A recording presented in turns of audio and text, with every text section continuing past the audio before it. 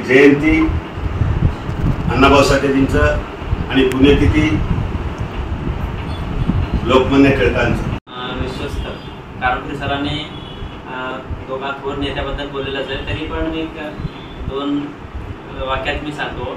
अण्णाभाऊ साठे हे आपल्या माहितीप्रमाणे तुम्ही स्पर्धा परीक्षेचा अभ्यास करता सगळ्यात कमी शाळा शिकलेले आणि जगातले प्रसिद्ध साहित्यिक आहेत।